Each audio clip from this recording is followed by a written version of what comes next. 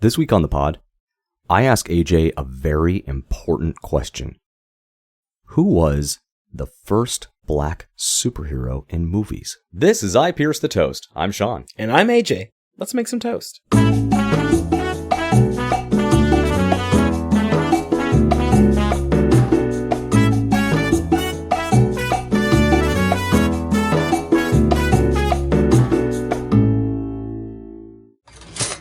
Welcome back to I Pierce the Toast. Or IPTT if you're feeling heroic. Oh, hey, I like it. Hey, I see what you did there. Yeah. Speaking of heroic, we do have to talk about Carl Weathers. Oh, yeah. I know, that fucking sucks. I think our viewers will probably, depending on age range, you might know him from Predator. You might know him from Rocky 1, Rocky 2, Rocky 3, and of course, who could forget Rocky 4, but... AJ, I don't know about you, but my favorite Carl Weathers experience had to be Chubbs in Happy Gilmore. Yes, 100%. Outstanding performance. Which it kind of sucks is that I was at work the other day, and we post memes in our group chat and everything like that.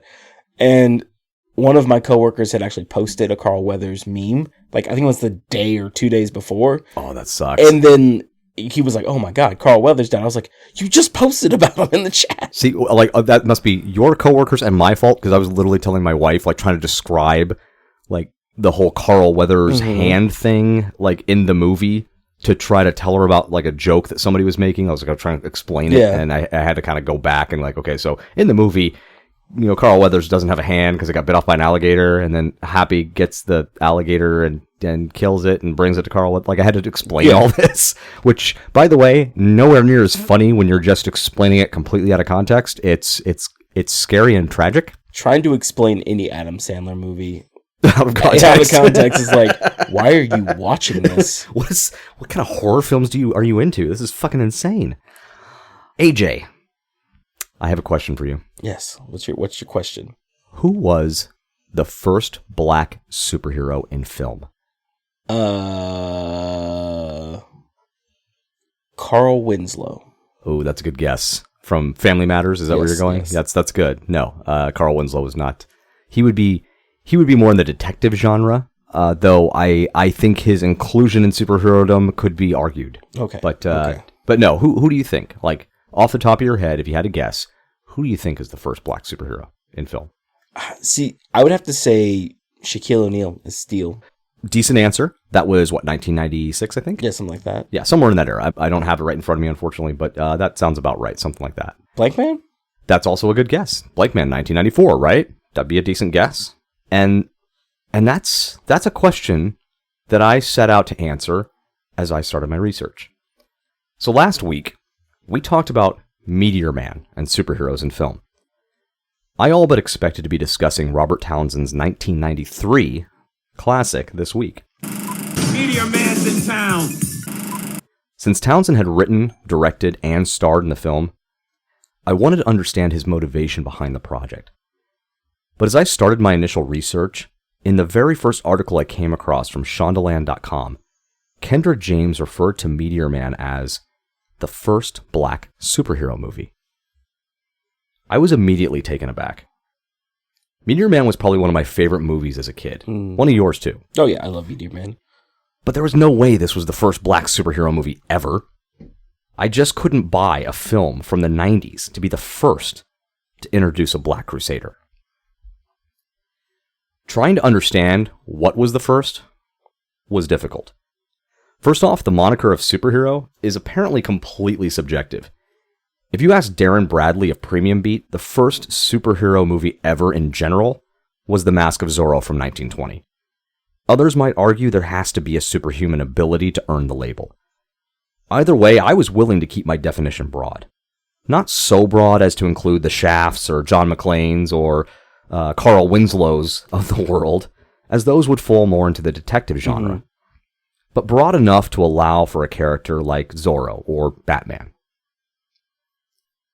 I started by asking ChatGPT, what was the first black superhero movie? But the answer it produced was Blade from 1998. We've already covered 94's Blank Man, as well as hinting at 1993's Meteor Man.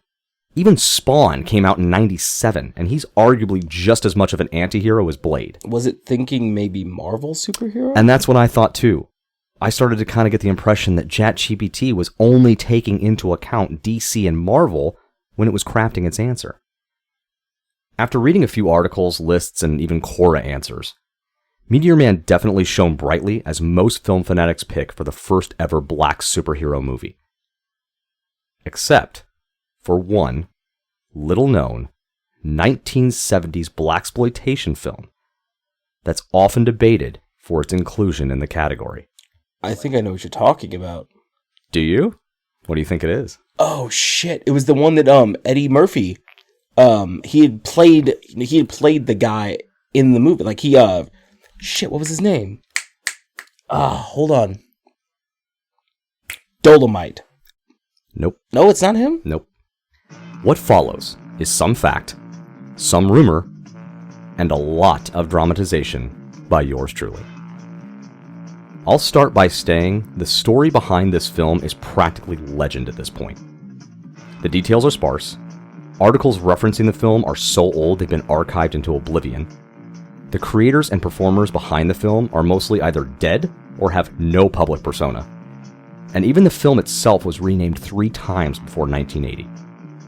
But thankfully, Terrence Kennedy at A Shroud of Thoughts and Ed Guria at Celluloid Club still had a few of the details in their back pocket. The year was 1973. Los Angeles, California. Actor and screenwriter Frank Packard and soon-to-be actor and writer J. Walter Smith found themselves sitting across from a 50-year-old pimp and would-be producer from Shreveport, Louisiana, named James Smalley. AJ, if you were making the career jump from pimp to producer, what skills do you think would be transferable? Like, what's going on the resume? Well, I mean, persuasion. That's one thing. Mm-hmm. Money management. People management. People management. Right? Yes. Yeah, Yes. Good. Yeah. Nice. A firm adherence to a set of rules and regulations. There you go. Sales. Yeah, sales. Right. Yeah. I actually have here as well, based on some of the producers you and I have met, moral flexibility. Exactly. So, I think that, see, I thought I was like, you know what?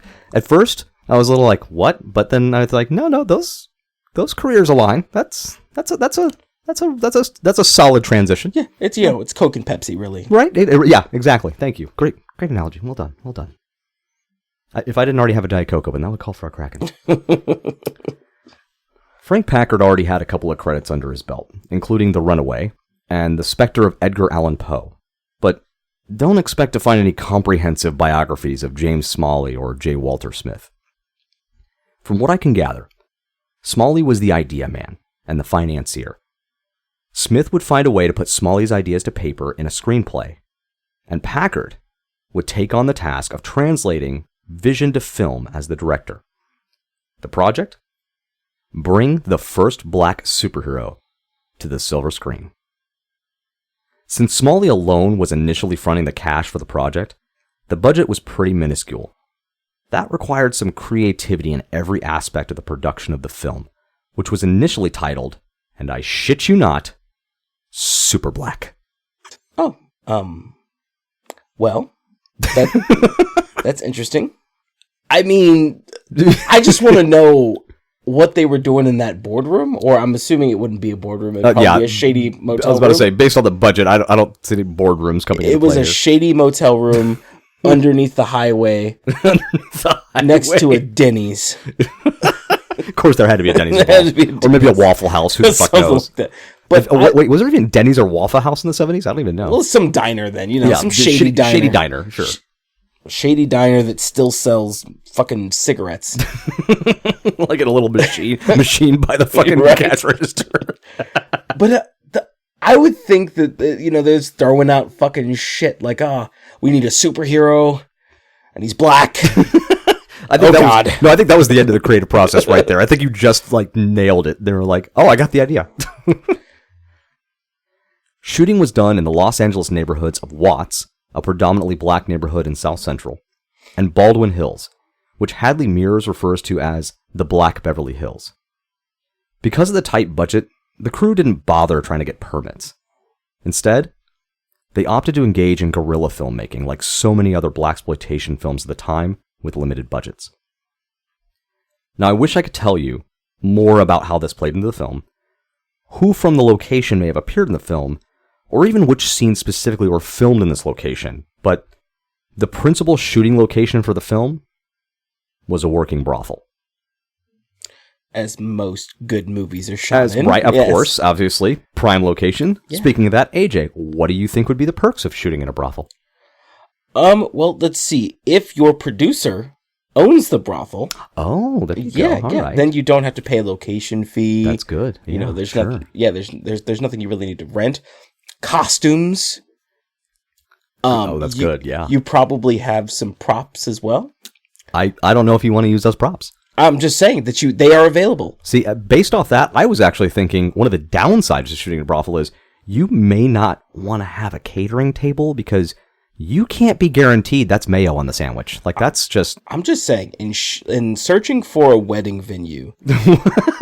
there's no way you're tying these two things together. I'm just saying that there's some amenities that I wish that I would have had. Lunch is probably provided. I'm just assuming. I mean, maybe. I mean, I guess it depends on, would it be the madam? I don't know. Well, I mean, depending on if it was like a location that was well known in the town of Columbia, Missouri, where you run an EBT scam out of it, then you have to sell some type of food on site. It's ridiculous that I know exactly the story you're talking about. I remember that. So I'm just saying, there's probably food on site. God. Another budget measure used was keeping the cost of hiring actors low. So when the film called for a black motorcycle gang, the filmmakers hired, as you might have guessed, a black motorcycle gang. This is where we get to the legend side of the film. So you're telling me that not only is this shot in a brothel, there's probably no real actors or actresses. You chose a real motorcycle gang to be in your movie. Yes, they did. In the 70s. Yep. Oh, yeah. Since they were filming without permits and with actual motorcycle gang members, the inevitable happened when someone called to have the production shut down.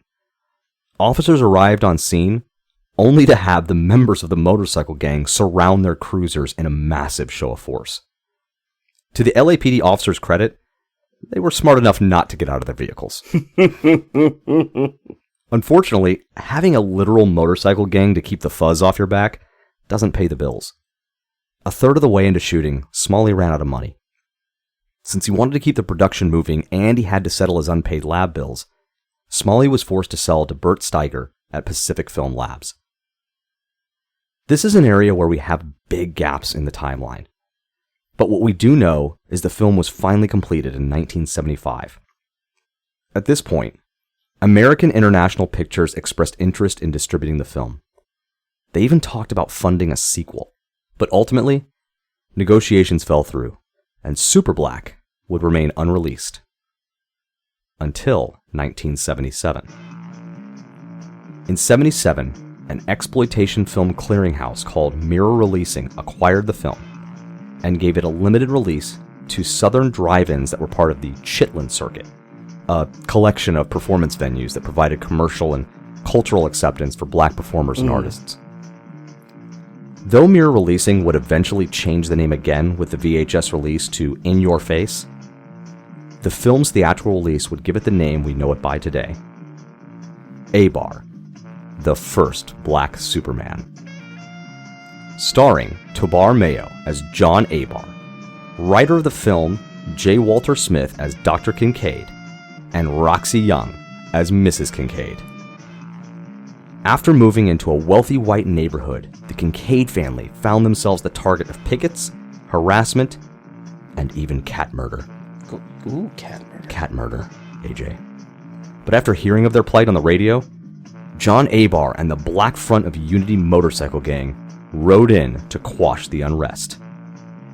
After another incident involving a casket being thrown on the Kincaid's lawn, despite seeing Dr. Kincaid as having abandoned his people by moving into an affluent white neighborhood, Abar agrees to be the family's full-time bodyguard. Abar is able to fend off several attacks on the family, but ultimately he's not able to stop the Kincaid's son from being run down by a car.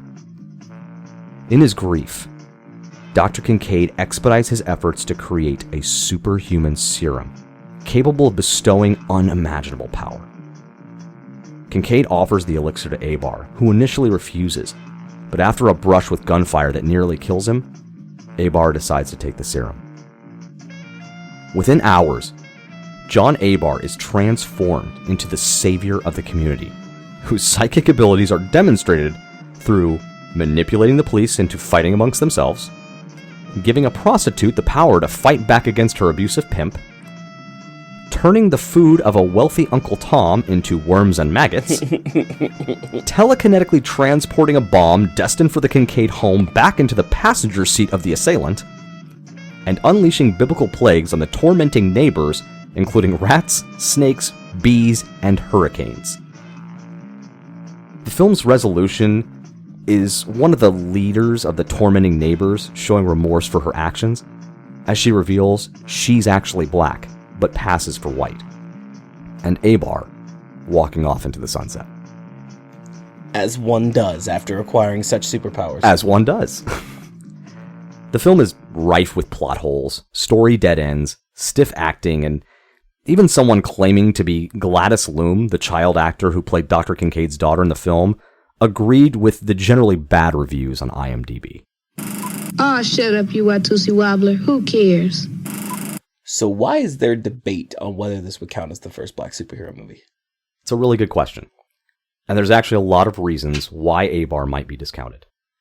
For starters, even among blaxploitation, this film was really bad. There's really no semblance of direction, and the script is all over the place trying to find its footing. Then there's the cast and crew. Aside from a couple of folks like editor Jack Tucker or cinematographer Ron Garcia, everyone involved was an amateur, and that was very apparent in the finished product. But mostly, I'd say it's the actual superhero-ness of the film. For all intents and purposes, this is somewhat of an origin story. But even as far as origin stories go, waiting until the last 17 minutes of an hour-and-a-half film to even introduce the hero to his powers is scraping the barrel. Yeah. How do you do, John Abar, Crusader? So, did this in any way, shape, or form influence Robert Townsend to make Meteor Man, or what? I really wanted to tie this all together. To somehow be able to show that even though Abar wasn't a masterpiece, that it was somehow the catalyst for the films that you and I loved in the 90s. But Townsend's story for creating Meteor Man is actually way better than being influenced by a little-known film from the 70s. In that same interview with Kendra James in 2018, Townsend talks about growing up watching the likes of Superman and Batman on television and never seeing a limitation in all the superheroes on screen up to that point being white. That is until after finishing his film The Five Heartbeats and considering his next project. Have you seen that? Yeah, I have it. Oh, yeah. I think Townsend himself tells the story better than I ever could. But see, I loved everything, but there was a fondness for superheroes, Spider-Man, all of that. But I never looked at it like I couldn't do that. I was like, oh, I'm gonna do that too. So I didn't look at it like only white people get to do that. It was like, no, I'm gonna do that. I'll create a superhero. I'm gonna fly too. I'll have my own powers. So I think I looked at it very differently. I didn't see limitations. I just said I could do that too. I had finished The Five Heartbeats, and I was trying to think about what I wanted to do next. And I went to Chicago because I live in LA, and I was going back to Chicago. And my nephew, Greg Jr., had to be around 5 or 6, and it was around Halloween time.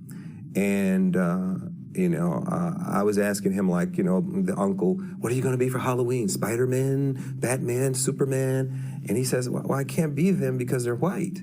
And that was the first time I was like, what? There's your limitation. There's your limitation. And then I was like, oh no, you could be anything. And then it clicked in my brain. I said, you know what? I'll be the first, African-American superhero. I'll create a world that nobody's ever seen before. I'll create bad guys you've never seen before and a whole world.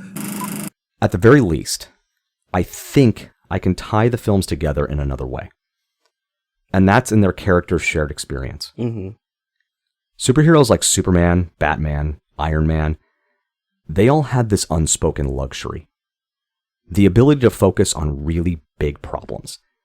Superman was stopping billionaires from world domination. Batman was stopping criminal masterminds from massive destruction.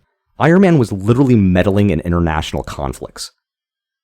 But Abar, Meteor Man, or Blank Man? These heroes had problems in their own backyards. Problems they couldn't just ignore to go gallivanting off to Metropolis or joining international superhero teams. These early heroes protected and empowered their local communities.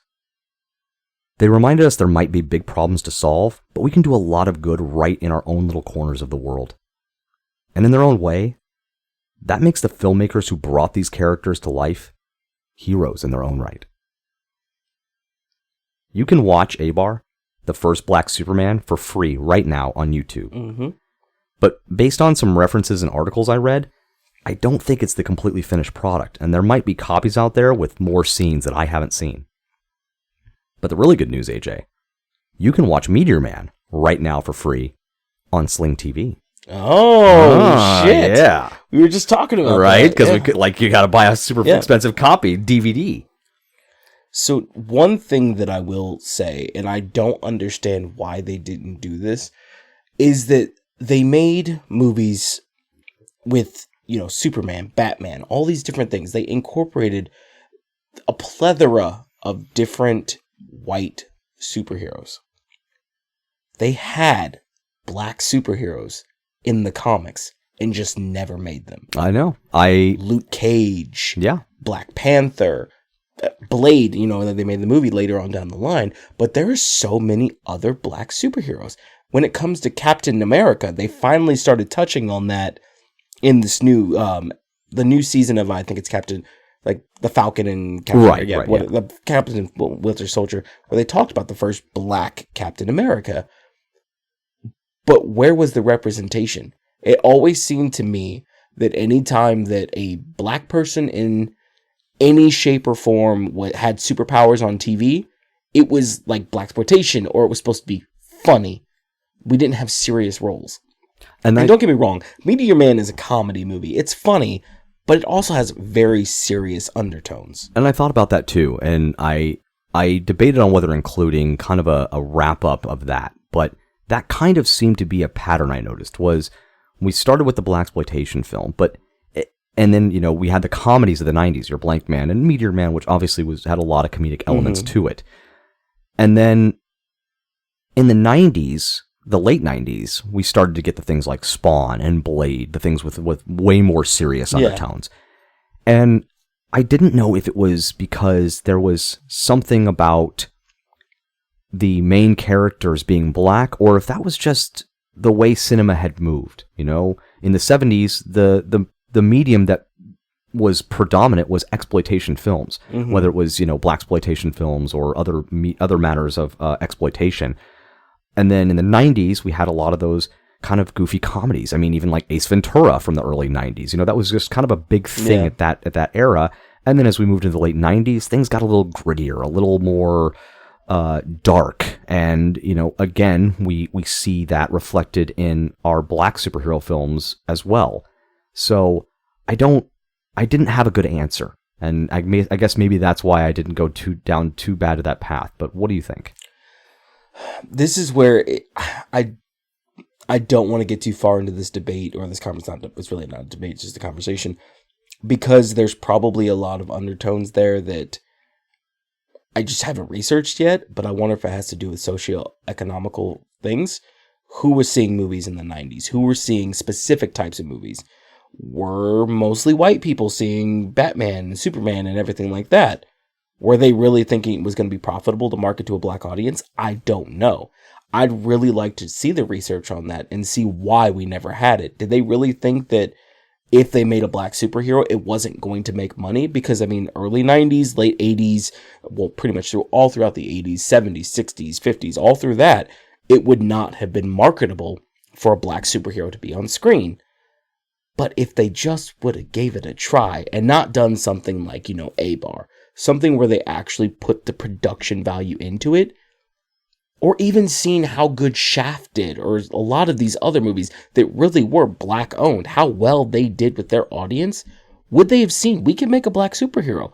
Or really, I'm going to drop that thought. Because I don't want to go into that. Fair enough. So AJ, before I put it to our toasticles, I'll ask you first. Now that you've heard the story, who was the first black superhero in film? I'd have to go with Abar. But to me, personally, as a half-black kid growing up, I always really, really liked Meteor Man. I will say that Abar may be the first black superhero in film, but for the first black superhero that really meant something to me on screen, it's going to be Meteor Man. And I will always be grateful to Robert Townsend for that. Agreed. And I'll put it to you, Toasticles. What do you think? Who was the first black superhero? Was it Abar, the first black Superman? Was it Meteor Man? Or do you have an argument that it was somebody completely different? We'll put Tang. Or Pootie Tang. Fucker. I'll put it to you guys in our Spotify, what the fuck is that called? The thing where what is it called? It's the poll. The poll. Thank you. Fuck. I'll put it to you guys in the Spotify. I'm leaving all that in. I hope you fucking know that. I'm leaving every last bit of that in. Here's the Fuck problem: is we started recording early in the morning. Usually we have some more caffeine. That's very true. That's very. I've only cracked once today. That's ridiculous. I'm only like 3/4 of the way through my bottle. Good God. So Toasticles, tell us what you think in our Spotify poll. Who was the first black superhero in film? Well, thank you guys for joining us on this journey today. Our music is created by Augusta Denise, logo by Design World, social media by AJ's own Mrs. Superman, mixing and editing by IPTT Studios, and special thanks to studio dog Joe the Boxer. And we want to hear from you in your own slice of toast. Tell us about the films you think we and others should see, actors to showcase, or topics to discuss. You can reach us on Instagram at IPTT_podcast, emails directly on Gmail at IPTTpodcast@gmail.com, or interact with us directly through the Spotify app. Please use the polls, guys. That's what they're there for. And if you ever find yourself being offered a serum by a mad scientist and you're not sure whether it's going to give you superpowers or turn you into a can of beets, remember, you can always get more toast. Thanks for listening. I like that. You better run, you jive honky.